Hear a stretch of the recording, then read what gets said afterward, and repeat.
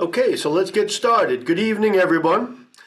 I'm Michael Bellicosa. I'm the head of adult programming at Wilton Library, and I'm very pleased to be introducing this lecture series, which is made possible, as all of our literary programs are, with the support and generosity of the literary series in memory of Amy Quigley. Amy was a regular at our literature programs here, and we thank the Quigley family for their generosity.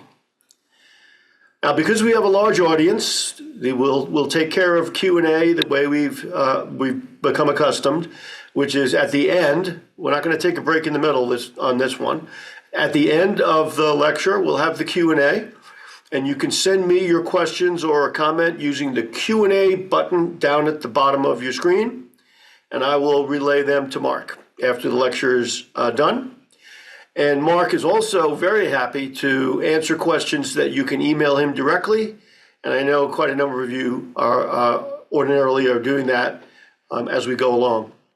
I'm looking over the sign-up list. I think we're all pretty familiar with Mark's illustrious background and literary resume, and we got a lot to cover. So I will dispense with the long intro, and we'll just get started. So over to Mark. Yes, thank you, Michael, as always, for inviting me back. Thank you also for the wisdom in not introducing me. I tire of hearing about myself. I can't be the only one. And welcome to all of you who are here for the first time or returning. This is a survey of 6 important British, I should say, yes, British stage comedies. I have to remember that because we have some Irish writers. Going from Twelfth Night, which in my view is certainly Shakespeare's greatest comedy and maybe his greatest play. I'm sure many of you are familiar with it, either in an academic environment, your own reading, or seeing it in one version or another. And we go right up to the 1980s with Noises Off, a farce, which is a very popular play. It was made into a movie that was not so popular. So I'll just say, as I will in each case, the main plot of the woman in disguise and the misunderstanding about who loves who comes from an earlier work from the Italians. They're very big on role changes, sex role changes. An Italian comedy in the early part of the 16th century that translates to The Deceived. The Malvolio plot, the subplot of Malvolio, the Puritan, is Shakespeare's own. And that's going to be important because our next play, The Country Wife, is what's called a comedy of the Restoration period. In between Twelfth Night and The Country Wife, the Puritans took control of English governance and culture. They closed the theaters because to a Puritan, a man or woman who stands on stage and pretends to be somebody else is lying. And they closed the theater because they could not abide lies. By 1660, the Puritans were out. The regular English were back in. These tended to be aristocrats, cavaliers. And they went over the top in making the plays that they put on the boards anti-Puritan. Clearly anti-Puritan and filthy. I will give you a hint by saying The Country Wife has a pun in its second word on female genitalia, and that's not the least of it. For some time, it would not be staged anywhere because it was so out of kilter with taste, and now it's become a very popular play in the original version because understandings and have expanded. So we'll keep an eye on the Malvolio plot here because his name means ill-willed. He doesn't like people to have fun.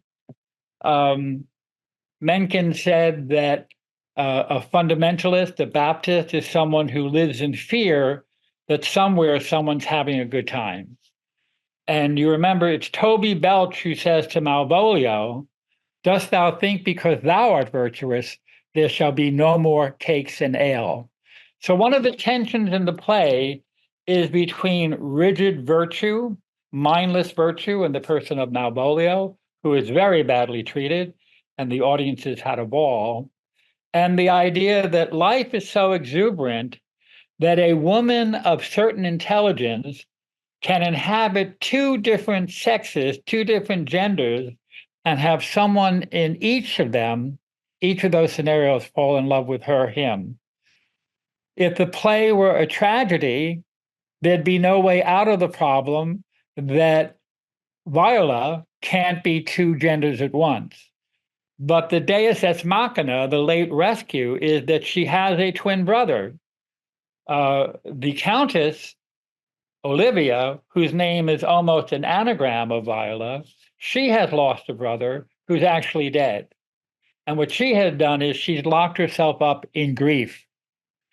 By contrast, Viola, who believes her brother is dead and is in a strange land, has decided to be an emissary for the Duke Orsino. And the play opens famously with, "If music be the fruit of love, play on." One of the pitfalls of studying Shakespeare, or of not studying him enough, is that if you have one of those desk calendars or some kind of notebook that gives you a quotation of the day from Shakespeare, they quote the line. Often they'll give you the play, maybe they'll give you the speaker, but they won't give you the context. So when Polonius says in Hamlet, "Neither a borrower nor a lender be," he's a jackass. And Shakespeare knows he's a jackass, and people who read the play or watched the play know that too. But people quote that as if that's good advice. Shakespeare would never adhere to the idea that you shouldn't be a borrower or a lender. By the same token, "If music be the fruit of love, play on," gets quoted all the time. And I'm going to give you one piece of wisdom tonight, and here it is. Music is not the food of love. People are the food of love. And the mistake that Olivia makes is she turns her back on people. Orsino is in love with love and doesn't need a person there to love. He's doing his courtship long distance. Olivia, the woman that he purportedly loves, doesn't need any people because she turned herself inward.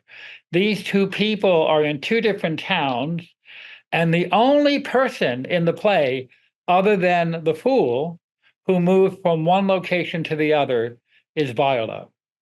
So we have to understand that she is an enormous character, an enormous personality. She has the wit and the ability to charm a man into believing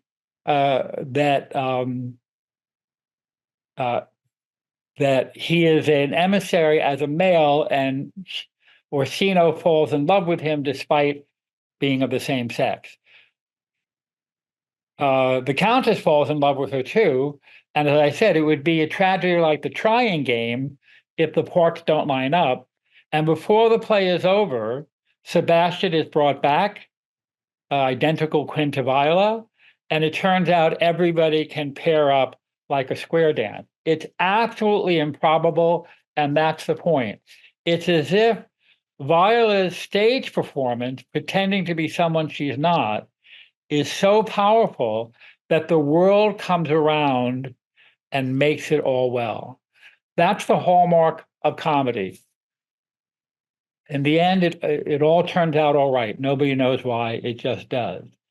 And here's what I'll say at the beginning of this series. The fundamental difference between comedy and tragedy, in the broadest sense, and especially for Shakespeare, is that tragedy views human beings as biological creatures. It thinks of them first as mortal beings, and it grieves the fact that mortal beings die. And tragedy tries to think of how, in that death sentence, human beings can still find meaning in life, besides the fact that no matter what they do, no matter how long they live, no matter how many generations they procreate, in the end, they'll be dead. That's tragedy. And because it looks at human beings biologically, it focuses on the biological ties between people. Hamlet and Hamlet Jr., King Lear and his daughters. Tragedy tends to work in families along the bloodline. Think of Eugene O'Neill and others. Comedy takes a different view, and it's not a mutually exclusive view. Many writers, including Shakespeare, wrote tragedies and comedies, but tragedy focuses on human beings as social creatures and sees them in circumstances that can actually change, especially if they're in a capitalist system or in Shakespeare's time, an early system where people could improve their standing. And comedy says if you wait a generation or two, life will be better for your progeny than it is for you. And how do you make generations? You have babies. And how do you have babies? You get married. Well, the stage in Shakespeare's time wouldn't show the making of babies, but it could show marriages. And the reason marriage is the ultimate point of a comedy is because people know that change comes through generations. I may not have what I want, but my family 2.0 can. And that's why comedy is pointed towards relationships between people who are not family members, but who are courting or married or could be courting and married. And that's a significant difference. One difference is no matter how hard you try, if you're Lear, if you're Macbeth, if you're Hamlet, you cannot change the fundamental formula. No matter how good you are, no matter how much you strive, as John Maynard Keynes said, in the end, we're all dead. But in comedy, it's not reality that's the problem. It's a situation, which is why we call them situation comedies. It's the reason why dramas on TV, even today, are always an hour and comedies are a half hour, because comedies can clean up what the issue is in half an hour. It's the reason why dramas on TV in the beginning of television and even now can have trajectories that go through 7, 8, 9 episodes, many seasons. It's a rare comedy that lasts for that long. It's not that people don't have patience, it's that most situations can be cleared up. Find a brother who's an identical twin who hasn't drowned, and everything's fine. In The Honeymooners, the misunderstanding will be resolved when Ralph asks for forgiveness and Alice says yes, and baby, you're the greatest. It's not trivial, but it's not tragic. And that's an important difference. So look for, in comedies, the relationships between people who are not biological and who are either lovers or courters or potential lovers and courters. So Viola has a tremendous advantage by having the courage and the wit to move from one scene, one palace to another. She's also the only person in the play who knows what's going on. She writes her own script, she plays her own role, and she's the one in charge of the entire performance. In that regard, she's like Shakespeare. Quite seriously, she is the character who's running and partly writing the play. That's a tremendous homage to Viola. Some people think of Cleopatra as the greatest of Shakespeare's female characters. Some think it's Portia from Merchant of Venice. My vote goes to Viola, who is an extraordinary individual. So one of the things that's extraordinary about her is that when she's first asked who she is, she says to, I'm sorry, I explained to Michael, I have to read this from, when Olivia says to her, you should stay, prithee tell me what thou thinkst of me. Olivia wants to know what this young boy thinks of her. Viola says that you do think you are not what you are. And Olivia says, I think so. I think the same of you. And Viola says, then you think right. I am not what I am. And this is in I'm sorry, I'm trying to look for the citation. I apologize. Act 1, Scene 1, line 41, and then in the 50s and 60s. So when she says, I am not what I am, And Olivia says, I would you were as you could have, as I would have you be. Viola says, would it be better, madam, than I am? I wish it might be now. I am your fool. So Viola knows what Olivia does not, that she's a woman. I am not what I am. Now, a lesser person would say, I would say, I am not what I appear to be. I appear to be a woman, a man, but I'm a woman. But Shakespeare has Viola say, I am not what I am, because by that he means she is so forcefully committed to the role of being a young man that she elides the performance and says, I am not what I am to you. And because Olivia doesn't know that, she feels Olivia is a fool. Now, the remarkable thing is the line, I am not what I am, is an exact lifting from Othello because it's what Iago says about his being deceitful. Iago is one of the greatest villains in all of Shakespeare. And in explaining himself, he says, I am not what I am. That is, I am constantly lying and pretending to be something that I'm not. The consequences of his lies are tragic. It gets people killed, and he's doing it from sheer viciousness. Olivia is doing it to try to help two lovers bridge the gap of their own inertia. The Duke, who is in love with love, and the Countess, who is grieving for a dead brother. She's doing it on the side of life, but she says, I am not what I am. It's remarkable that a few years apart, two very different characters could say exactly the same line. And it reminds us that you could do a very thorough study of Shakespeare's plays by just paying attention to stage acting. And many people in the audience, even if they were illiterate, would recognize what God says to Moses in Exodus, which is, I am that I am. I am that I am. That is, I have no explanation other than tautology. I am that I am. I am myself.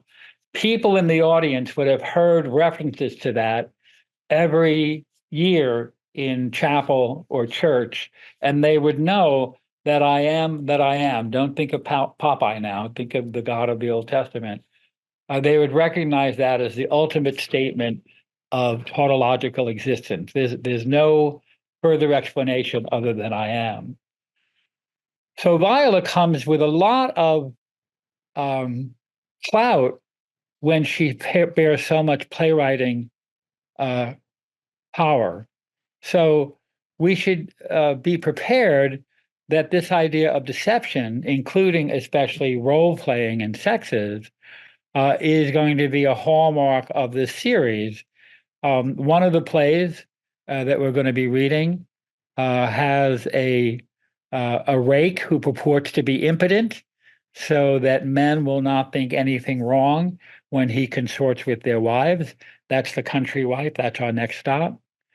A well-born woman who disguises herself as a maid so that her suitor will not be intimidated by her status. That's She Stoops to Conquer, a very funny play by Oliver Goldsmith. She condescends to be a common woman in order to conquer her suitor. A wealthy aristocrat who is returning from years abroad, purporting to be an impoverished relative to his two nephews in order to test them of which of them cares for him for something other than his money. That's the school for scandal. And a man who claims his name is not Jack in order to fulfill the foolish lifelong wish of the woman who wants to marry somebody named Earnest. It turns out that in each of these plays, everything turns out all right at the end. In The Importance of Being Earnest, as in this play, the world comes around to make the lie okay. So I hope this is not a spoiler. I hope you know the plot of The Importance of Being Earnest. If you don't, it will still be very funny if you're reading it for the first time. But a man named Jack has been pretending to be a man named Ernest because he's fallen in love with an upscale young woman who has fancied that she will only marry a man named Ernest. This is Oscar Wilde poking fun at the earnestness of Victorians, who plays 1895.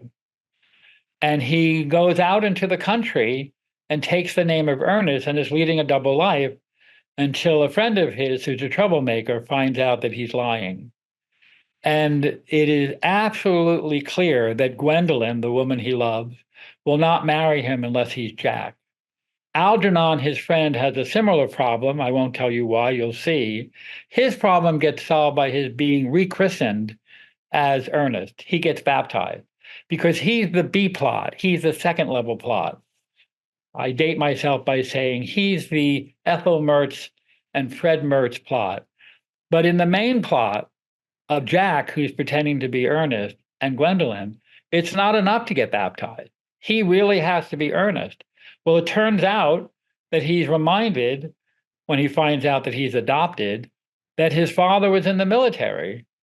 And he would have been named after his father, which is the tradition, the firstborn son.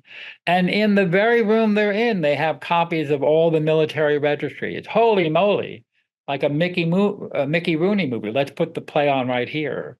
And they check the registry, and it turns out his father's name was Ernest.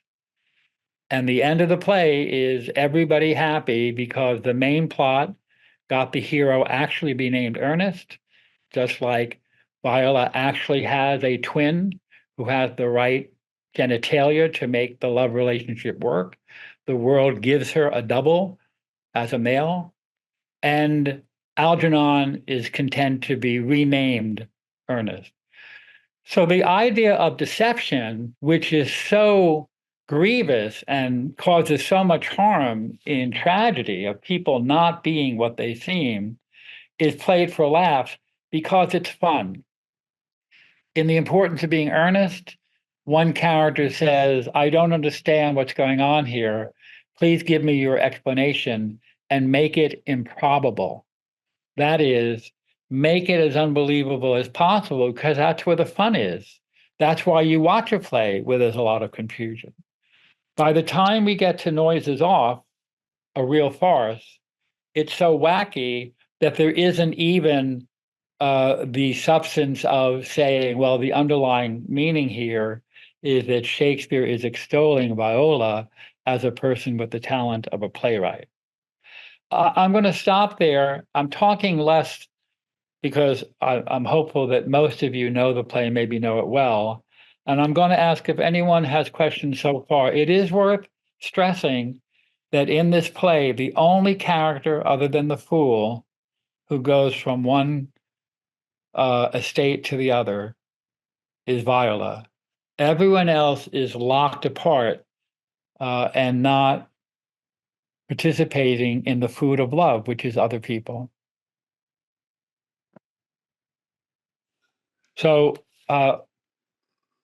Michael, if anyone has questions for me or questions about comedy generally. Okay, well, we'll give them a minute because we did prompt them originally to do Q&A at the end, but so we'll give them a couple of minutes, see if they want to put something in there. Well, the only reason I'm switching is that I have no idea of people's background. Sure. But I'm imagining, since Twelfth Night is a staple of Shakespeare in school, even in high school, that maybe people know the play well enough that I could indulge more questions and less of my talking. Well, here's one right off the bat. What is the meaning of the subtitle, What You Will? Yeah, so whatever you want, like as you like it. It's keeping a light touch to say this is a kind of bauble. Twelfth Night is the 12th night of Christmas. It's the Feast of the Epiphany, January 6th, which unfortunately has taken on a completely new meaning in America. But the 12th day of Christmas was when the Christ child was presented to the world. And it was a festive holiday in lots of European countries, including England. Almost certainly there was some great feast on Twelfth Night when this play was first performed in 1601 or thereabouts. And it was very likely that a wedding would have been performed as part of the comedy, because that's what comedies are moving towards weddings, because the social investment of people, not only in the families that are being united, but in the fabric of society, is enormous, that you want to have good weddings. In Midsummer Night's Dream, it moves towards multiple weddings, and the fairies, who are not humans, want the marriages to be good because they know good marriages make good society. And Shakespeare is very much on favor of that. So the Twelfth Night title is the celebration of an important Christian feast, a long tradition of celebrations on that day. But at the same time, Shakespeare's saying, or whatever you want to call it, that is, we're just having fun.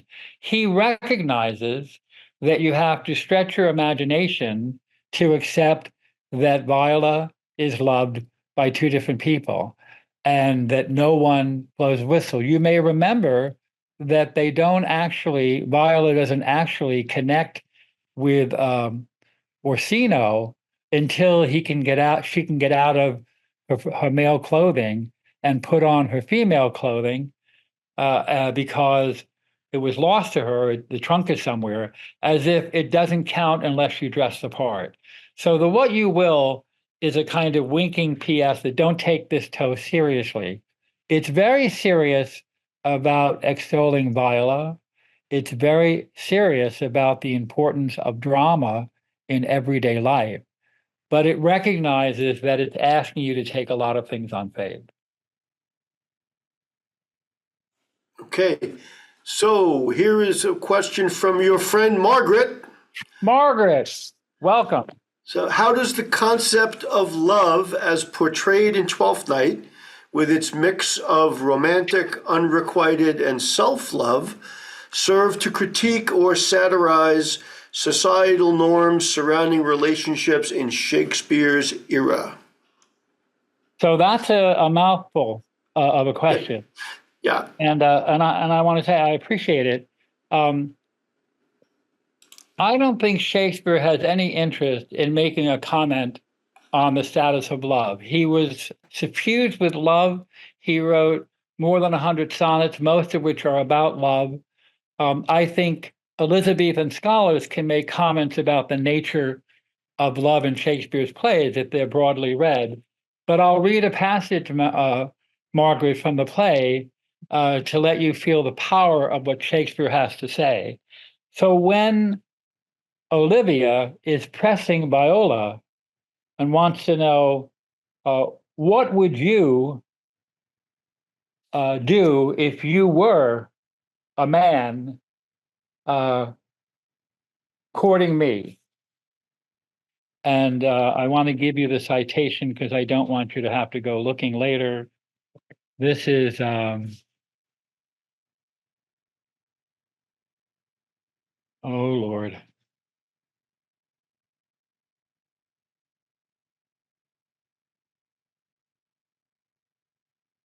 Well, I see that I don't have it, but I hope you will know this speech when I read it. So when Olivia presses her, what would you do if you were, in fact, courting me? Viola says, make me a willow cabin at your gate and call upon my soul within the house. Write loyal cantons of contemned love and sing them loud, even in the dead of night. Hallow your name to the reverberate hills and make the babbling gossip of the air cry out, Olivia! Oh, you should not rest between the element of air and earth, but you should pity me. That's a magnificent statement. What would I do, says this remarkable woman, if I were a male in love with you?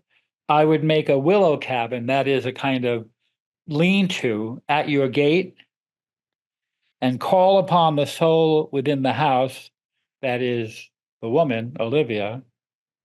I would write cantons of contemned love, loyal cantons of contemned love. And loyal cantons begin with an L and a C, loyal cantons. And condemned love, begin with a C and an L. That's called a chiasmus. LCCL, a crossing over. When the going gets tough, the tough get going. That's not what your country should do for you, but you do for your country. It's a very elegant but subtle figure of speech. I would sing them loud ever in the dead of night, hollow, that is, call out like hello, hello, hello, your name to the reverberate hill, and make the babbling gossip of the air cry out, Olivia. So that's Shakespeare's answer to your question, Margaret. When you are passionately in love, when you have the sensibility of a remarkable woman like Viola, even though she's not in love with Olivia, although there's some suggestion that playing the role, she's being won over to being attracted to a woman, which in Shakespeare's day would not have been scandalous any more than it should be now. Shakespeare's answer is that love is all powerful, and that's in the sonnets, and that's in the plays. Now, that's not in reality, but you will not see him in his major characters trifle with love the way you will see in some of the plays coming up. Shakespeare's comedy is a romantic comedy of the old school. It's not farcical. The Malvolio plot is a subplot. He's treated very badly. The whole tricking him so that he thinks his mistress is in love with him. There's a lot of bawdiness there because the letters that he picks out in her handwriting are vulgar letters. When they dress him up in cross garters because he believes that's what Olivia wants, they're playing to the crowd because in Shakespeare's day, Puritans were hated because they didn't want people to have fun. They closed the theaters, and eventually they closed them for decades, and people hated the representation of Puritans. But there's no satirizing of actual love. People who love are powerfully extolled. And somebody like Orsino, who is perverting love, or Olivia, who is perverting love, one is in love with love, one is in love with death, they have to be fixed. They have to be cured, so much so that it requires a remarkable woman and the resurrection, so to speak, of a dead boy. I think of it. So that's what Shakespeare's saying about love. And read any of the sonnets about love, and it takes your breath away. Now, he will make fun in his comedies of marriages.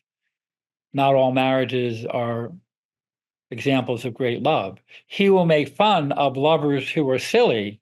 Midsummer Night's Dream is a kind of square dance of mismatched lovers who, between their own silliness and some pixie dust, make fools of themselves. But in the end, they square off and everything's okay. You know, the line from Shakespeare in Love, everything turns out all right at the end. No one knows why, it just does. Well, we know why. It's a comedy. The comic spirit is so important that the world comes around and changes itself to fix the play. The later plays we're reading are not romantic comedies. They don't have the same high-minded celebration or respect for love. That's why there's so much sexual intrigue. That's why there's so much playing at moving up and down social classes.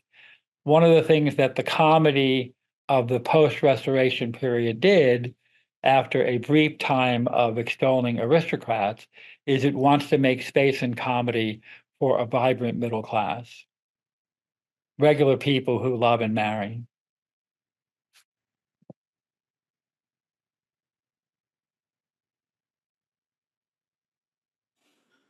So I encourage you to read that speech of Viola that I read to see how powerfully beautiful it is. And you can imagine that poor Olivia is only more convinced that she doesn't care a whit about Orsino. She wants to love this young boy. So her role associated her not only with a poet, but a playwright in the sense that she's managing all the characters. Shakespeare's plays, both the comedies and tragedies, are replete with role playing and drama and stagecraft as metaphors and as symbols. So in Hamlet writes a play to catch his uncle's guilt. In Hamlet, he rewrites a note from Claudius that was going to have him killed in England to have Rosencrantz and Guildenstern killed. In Julius Caesar, where there's a plot to kill Caesar on the Ides of March, Brutus and Cassius are standing in the front of the stage near the audience because they're watching as the senators come to make sure that none of the fellow conspirators give the plot away. So we watch these two characters, Brutus and Cassius, and Julius Caesar is the tragedy of Brutus. It couldn't be called Brutus because there was a tradition in Shakespeare's play that you couldn't name the play after anyone other than the most elevated character in the play. So Julius Caesar is the name of the play. It's not the tragedy of Julius Caesar. He just gets killed. Dying is not tragic. Being tortured, tormented, not knowing how to resolve your difficulty, to be or not to be, poor Hamlet not knowing if he should kill his uncle, that's what tragedy is. So we watch these two men, Brutus and Cassius, conspirators, watching the senators come and kiss the feet of Julius Caesar and play at being loyal. So we are watching two men watching a play of people coming up to Caesar, and they want to make sure that no one says to Caesar, the jig is up. And someone does say, Caesar, can I talk to you for a moment? They notice that and they carry that guy off. So one of the things that makes that so exciting, since everybody in the theater knows that Julius Caesar is going to die in a matter of minutes, there's no suspense about whether Julius Caesar is going to be killed. What they can do is they can make the entire real event, if we believe that this is happening in the Capitol, they can turn it into a drama within a drama. We watch these two men watching men play a role of being loyal when they're not. And when you're in the theater, you feel that doubleness. You feel that drama, that stagecraft, that make-believe, that deception are all at work in something that cannot be avoided because there's no suspense on whether he's going to be killed or not. We won't see that kind of intelligence and wit about play as metaphor at the same level. There's only one Shakespeare. But all of these plays, in one way or another, comment on how much of everyday life is theatrical, is deception or dramatization, or just play acting in the way we all do. We all elaborate. We all equivocate. Are there other comments about Twelfth Night in any way? I appreciated that question, Margaret. And by the way, there are a good number of academic studies, not that you have time for that with your current studies, but on Elizabethan love and theories of love. So, Mark, you had one, but you answered it in the course of what you were just saying. And isn't that amazing, people, ladies and gentlemen? and there are a few questions, and I'll just loosely categorize them as ranking the plays kind of questions, since you at the beginning made a comment about this being Shakespeare's greatest comedy, maybe even his greatest play. So of course, I don't know if you want to get into this. You got people saying, where do you rank Much Ado? Where, A Midsummer Night's Dream, better, is this greater than Macbeth and Hamlet? So I want to say two things. One is, I'm only me, I'm only me. And whenever you see a list, Modern Library or The Guardian, they're men and women on editorial boards. They're only people. So it is pretty much understood that Shakespeare wrote 4 major tragedies: Hamlet, Macbeth, King Lear, and Othello. Hamlet, Macbeth, King Lear, and Othello. Hamlet, Macbeth are about the killing of a king. King Lear is about the abdication of a king, a terrible thing. Only Othello has nothing to do with getting rid of a king. Othello is a love story gone bad. But those are generally considered the four great ones. Romeo and Juliet is considered an early great tragedy, a kind of great tragedy in the making. And some people add Julius Caesar to make a sestet. There's pretty wide agreement about that. You will get disagreement about whether Hamlet or King Lear is the greatest. People have different points of view. You know, we're blessed to have so many choices. I love Hamlet for my own personal reasons of my being a person who never met his father and was raised in a foster home. But I don't think there's a finer thing written in English than King Lear.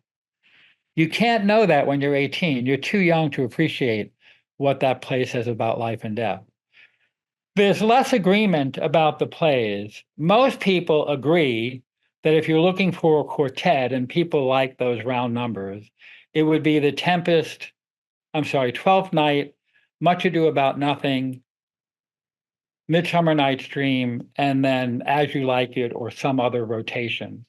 Many people think of Midsummer Night's Dream as the high point. It is one of the most frequently produced on stage, on TV, in movies, Midsummer Night's Dream, because it is so frothy. It is so filled with comic imagination, and it has fairies and fairy dust, and it has two sets of lovers. And by the end of the play, you not only have one marriage going to come, but three marriages. And it's a fine candidate for that. But it doesn't have the seriousness of what I've been talking about from my point of view, about how Twelfth Night is a great laugh out loud comedy with respect to Toby Belch and Eguchick and Malvolio, but deeply moving when you realize the mess that Viola has gotten herself into because of her intelligence. She's a playwright who's written a play that has no conclusion until the world comes around. I'm a very big fan of Much Ado About Nothing. I don't think it can compare with Twelfth Night or Midsummer Night's Dream. Same thing with As You Like It. But you know, this is the kind of thing that English graduate students talk about in the pub after school and trying to talk about where you would rank what. I think Hamlet, King Lear, and Twelfth Night are generally agreed to be the high point of its accomplishment. And I'm leaving out the romances, things like Tempest, the more imaginative plays. The thing is, this is one man, very little learning, a lot of reading, a lot of experience with theater, who has written some number of plays. It's somewhat debated, but dozens of plays, and a good number of them are masterpieces. You know, let me count the number of masterpieces I've written. I've written none. And if you add to that the sonnets, some of which have the best poetry that there is, it's a remarkable achievement for a man who did not live that long and who was running a theater company and partly farming and not widely experienced in the world as far as we know, but an avid reader and a genius.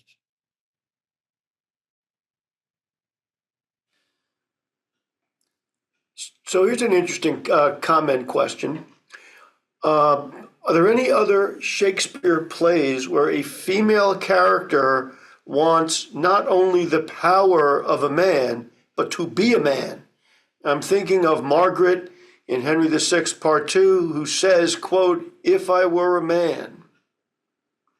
Yeah, well, this comes up frequently. Lady Macbeth makes the point that her husband lacks the courage, the maleness. She doesn't use the word for testes, but that's what she means. And she makes the claim that if she were a man, she could do it. She shamed him with respect to his humanity, his maleness rather. And Portia famously in The Merchant of Venice, which is listed as a comedy in Shakespeare's plays because it's so filled with anti-Semitism, and so are the people who rank it, that they can treat lightly the idea that a Jew has to convert to Christianity in order to get out of trouble with the Venetian court. And even though he has a beautiful speech, Shylock, he hath not a Jew eyes, it's a masterpiece of understanding how he's a human being. It doesn't change the fact that the comic resolution of the play is that Portia, a woman disguised as a man so she can have standing in court, says to him, "You can have your ounce of flesh, but if you spill a drop of his blood, you'll be executed." She gets him on a technicality. And because he tried to do something to a citizen of Venice, his punishment is to convert because he's a Jew. Anti-Semitism was rabid in England, not just in Shakespeare's day, but throughout much of its history. And it's true of a lot of Europe. And I say this not lightly. Anti-Semitism has raised its head in many places. And a lot of what the scourge of our current circumstances are at home and abroad has to do with that mindless hatred of a race that people associated with being anti-Christ or Christ killers. So Portia disguises herself as a man in order to promote the love interest in that case on the side of romance, but along the way completely discards the humanity of Shylock. It's hard to read that play comfortably and ignore that. It's hard to read much of Dickens. Oliver Twist, Dickens' first true novel. He wrote Pickwick Papers, which is really a kind of collection of adventures. But Oliver Twist in the 1830s was his first novel. And Fagin, who is both depicted graphically as a long-nosed, dark-skinned Jew, is a spoiler of young boys. He doesn't molest them. He turns them into criminals. And he is constantly referred to in the novel as the Jew or the old Jew. He's the bad guy. And one of the illustrations that Dickens didn't draw, he had artists draw for him, but he commissioned. Dickens would say to his illustrators, "I want you to show Oliver Twist holding out the bowl and asking for more." One of them was to show Fagin in his prison cell the night before he's going to be executed. And he's absolutely terrified. And there are people who read that novel and felt good as Christians, the Christians who love A Christmas Carol and Ebenezer Scrooge and Tiny Tim, that the Jew got it in the end. And although I am not Jewish and don't need to be, I am often mistaken for Jewish, especially when I was younger, because I lived in Jewish neighborhoods and went to Jewish public schools, and my last name is Schenker. And extraordinary to me how rampant anti-Jewish feeling was in my lifetime. And I am a great fan of Victorian literature and of Dickens, but it's hard to excuse Fagin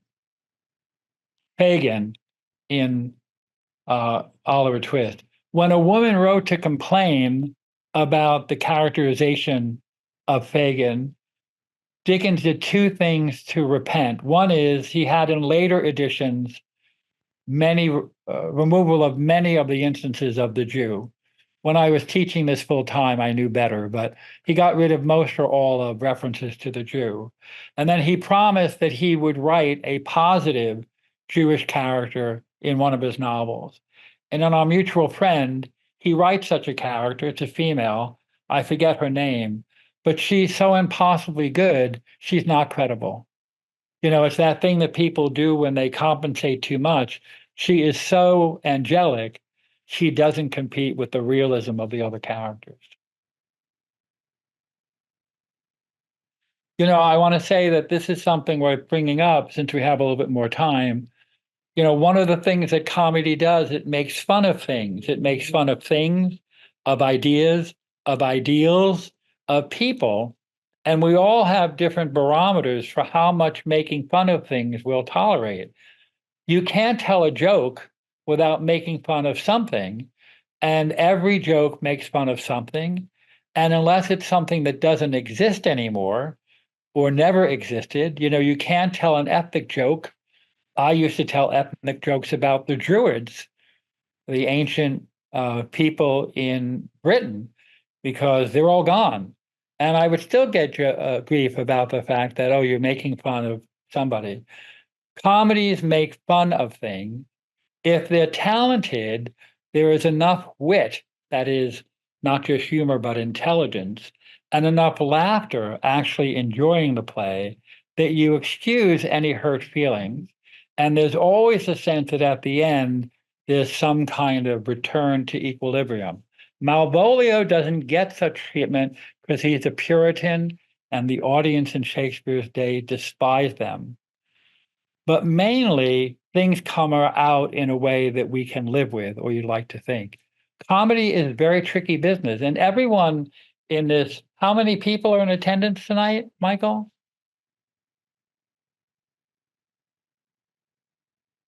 About 60. Yeah, so that's a lot of you.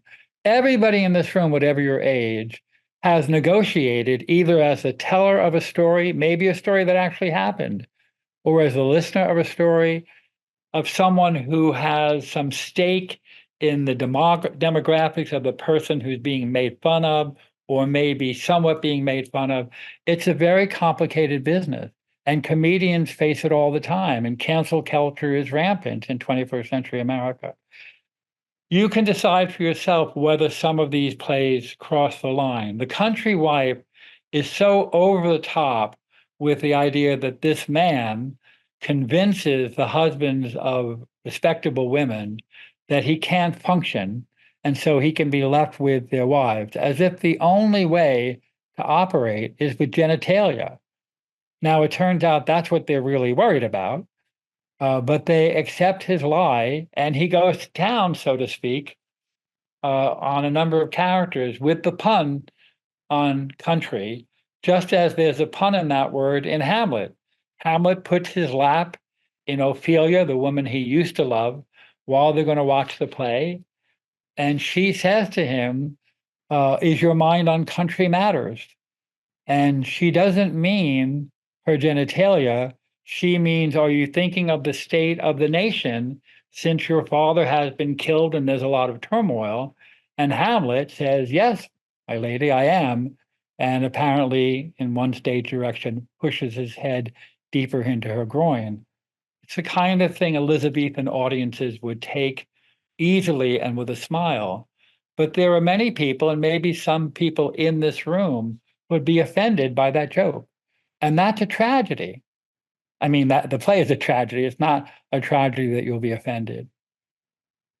So it's something we should keep our eye out for. In something like Noise is Off, or The Importance of Being Earnest, it's so over the top. That's the idea of farce. Farce is unrealistic comedy. It's so over the top that some people would argue it's hard to take it seriously as actually being directed to any human being.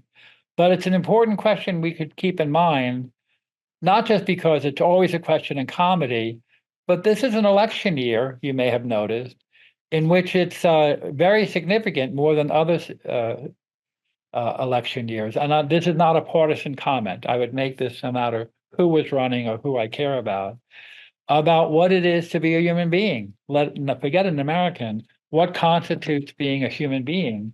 And if someone's not a human being, they're fodder for jokes in a way that people in your camp, people who are human and humane, are not.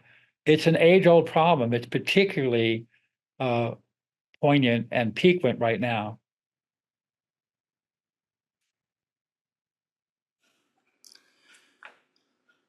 Hello? Yeah, I'm here, Mark. You want to? Okay, that's fine. With a few minutes left, I have one more question that I can pose, or else you can. No, please go ahead. Okay.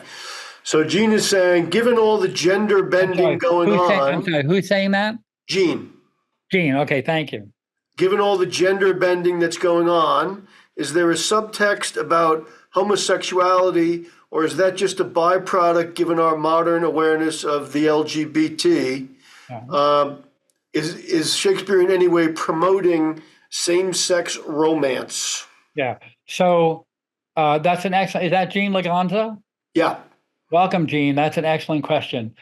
We should first remind ourselves that Western culture was not bound by clear senses of what's male and female until you got into the 19th and 20th century. Same-sex relationships, especially between men, that would be scandalous, were accepted in many places in Europe well into the 19th and early 20th century.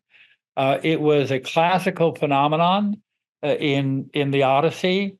In the Iliad, rather, it seems clear that Patroclus and Achilles are not just a senior warrior and a mentor warrior, but they are lovers of one kind or another, sometimes translated as friends.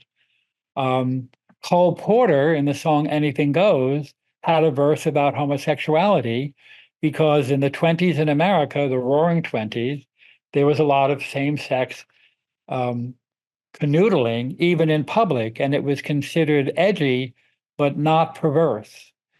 The problem is that Oscar Wilde, in his day, was being flagrant about being a homosexual in a country that had made it punishable by imprisonment.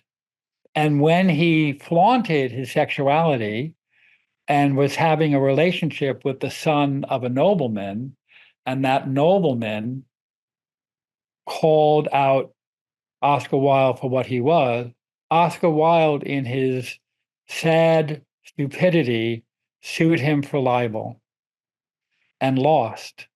And since he lost, it meant that he was a homosexual and he was imprisoned, hard labor, and it broke his spirit. He didn't die in jail, but jail killed him because that was a country that was not European, that was not descended from the Greeks and Romans.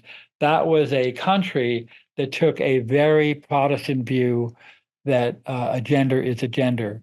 But in general, that didn't abide. And in Shakespeare's day, there was a lot of fluidity between relationships between same-sex people. And when I say especially men, I don't mean it didn't happen with women as well, but people didn't care about the women as much because, unfortunately, in a patrimony, in a society where so much of Western civilization is geared to men, the dominance, the governance of men.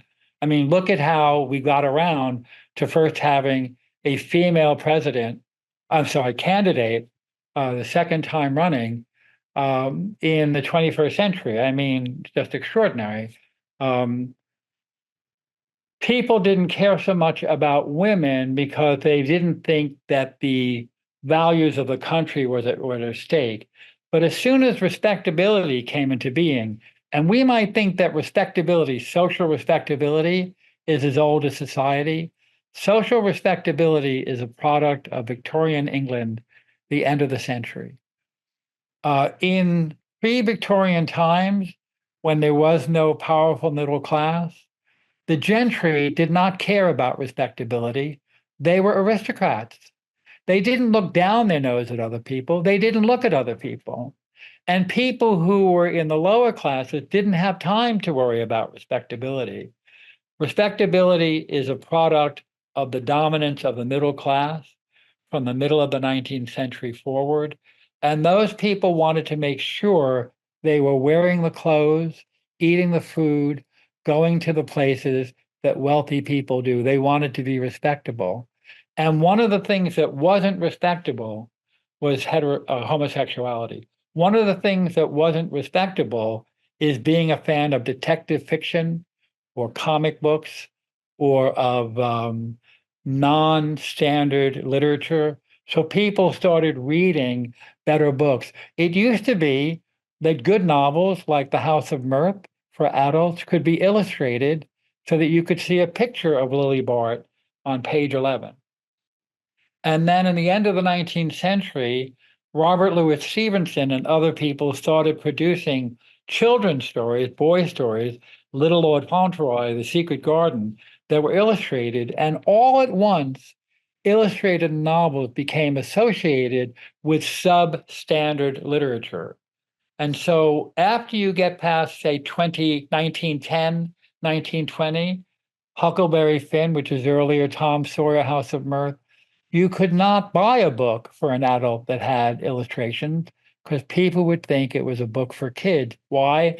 Because people wanted to read good literature, and good literature for adults didn't have pictures. It's an amazing thing.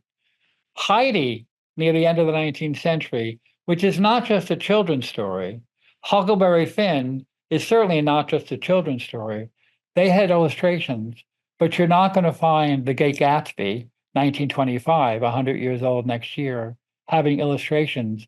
And I say that to say the hegemony of making sure people were doing what was socially acceptable finally extended to same-sex relations. They still existed, you just couldn't be public about them.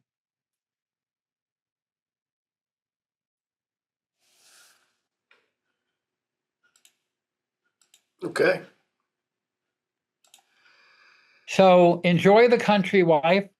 If you're living with a roommate, you may want to be careful not to read it out loud before you read it to yourself first, because it is not just a bawdy play, it's a licentious play. It's meant to be pushing the envelope of a society that was tired of living under the strictures of Puritan, not just governance, but Puritan culture, and went over the top in running with scissors, as it were.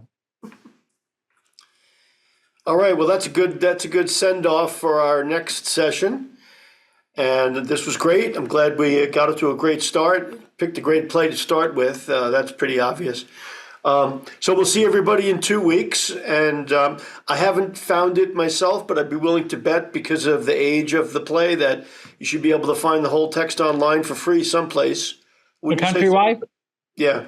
Yes, I'm sure you can. And let me say, if I can use the last 30 seconds, there's a long tradition in English culture and others of making a contrast in comedy between town and country.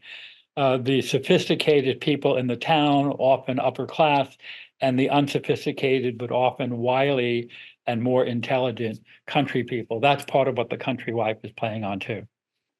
Okay, thank you, Sounds Michael. great. Thanks, Mark. Thanks everybody. For coming, everyone. You bet. See you all in a couple weeks. Stay out of trouble. All right. Good night, folks.